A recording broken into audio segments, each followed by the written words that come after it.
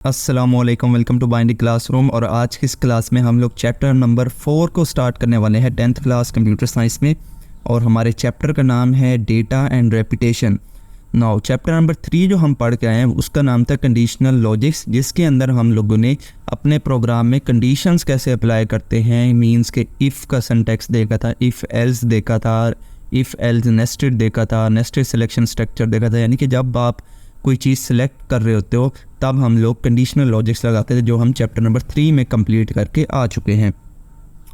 अब जो हम चैप्टर नंबर 4 में पढ़ने जा रहे हैं वो है डेटा एंड रेपिटेशन। मींस कि यहाँ पर एक तो हम डेटा स्ट्रक्चर्स के बारे में बात करेंगे कि किस तरह से आपका डेटा मेमोरी में स्टोर होता है, और दूसरा जो है हम लोग बात करेंगे रेपिटेशन के बारे में ना। और रेपिटेशन इस चीज़ को कहते हैं कि जो भी रेपिटेडली टास्क आपके पास आ रहे होते हैं प्रोग्राम में, यानी कि जो बार बार चीज़ें रिपीट हो रही होती हैं, उनको हम बचाए बार बार करने के एक ही दफ़ा करके ऑटोमेट कर दें। ठीक है, लेट सपोज अगर कोई मुझे कहता है कि आप 1 से लेके 10 तक काउंटिंग जो है वो प्रिंट करके दिखाओ, या इसको आसान करते हैं, कोई मुझे ये कहता है कि आप लोग नंबर 5 जो है ये 10 दफ़ा लिख कर दिखाओ, तो मैं वो 5 लिखने के बजाय एक ही दफ़ा 5 लिख के कैसा हो कि मैं उसको 10 दफ़ा ऑटोमेट कर दूं, तो इस चीज़ को रेपिटेशन बोला जाता है। लेकिन इस चीज़ को समझने से पहले आपको डेटा स्ट्रक्चर्स को समझना होगा कि हमारा डेटा आया का स्टोर कैसे होता है। सो डेटा स्ट्रक्चर ये आपका पहला टॉपिक है इस चैप्टर का, जिसके अंदर आपको बताया जाएगा कि डेटा किन किन तरह से स्टोर किया जाता है डेटाबेस में।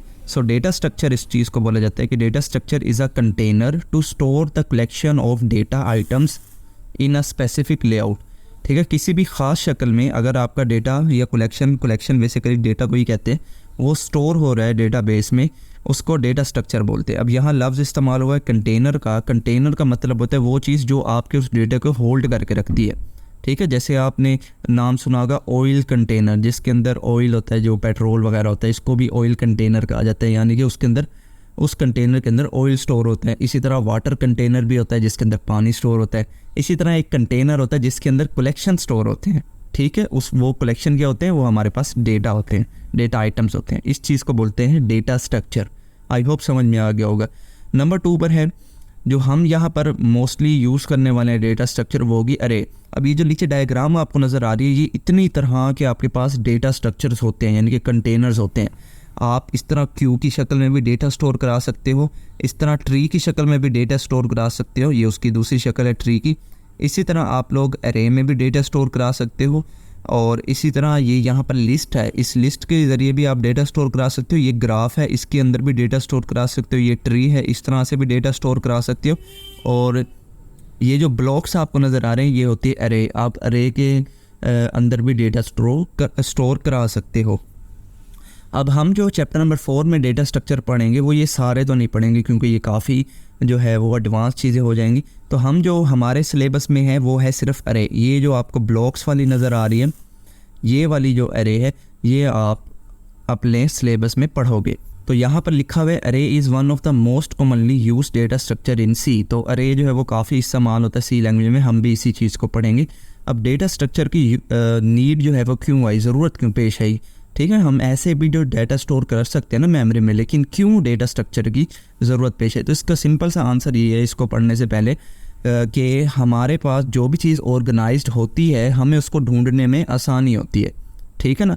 अब लेट्स सपोज आपके पास एक किताबों का शेल्फ है और उसके अंदर आप लोगों ने दुनिया जहाँ की किताबें जो हैं वो रखी हुई है, कोई नहीं पता कि कौन सी किताब कहाँ पे पड़ी हुई है, कौन से सेक्शन की किताब कहाँ पे पड़ी हुई है। लेट्स सपोज आपके पास कुछ इस्लामिक स्टडीज़ के रिलेटेड किताबें हैं, वो आपके पास एक किताब शेल्फ़ नंबर 1 में पड़ी हुई है, दूसरी शेल्फ़ नंबर 8 में पड़ी हुई है, तीसरी शेल्फ़ नंबर 5 में पड़ी हुई है, तो आपको वो ढूंढने में प्रॉब्लम होगी। तो उससे बेहतर क्या होता है कि आप लोग शेल्फ्स बना लेते हो कि शेल्फ़ नंबर 1 में जो है मैं एक इस्लामिक स्टडीज़ की किताबें रखूँगा, शेल्फ़ नंबर 2 में मैं कंप्यूटर साइंस की किताबें रखूँगा, शेल्फ़ नंबर 3 में मैं फ़िज़िक्स के रिलेटेड किताबें रखूँगा।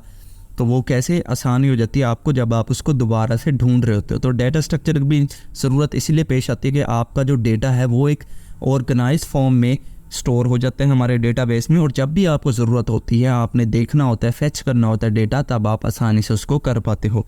So the basic variable can only store 1 value at a time. जो बेसिक वेरिएबल अब तक हम देखते आ रहे हैं चैप्टर नंबर 1 से अब तक, वो सिर्फ एक टाइम पे एक ही वैल्यू स्टोर करता है। ये बात हमने पहले भी देखी थी कि हमारे पास जो डेटा जो वेरिएबल होता है जिसके अंदर आप लोग डेटा स्टोर कराते हो वो एक कंटेनर होता है इस तरह से। अब उस कंटेनर का यहाँ पर कुछ नेम भी होता है, ठीक है। मैं यहाँ n दे रहा हूँ, लेट सपोज उसका नेम n है। अब उसके अंदर हमारे पास कोई वैल्यू है, लेट सपोज हमारे पास उसके अंदर एक नंबर स्टोर हुआ है 10।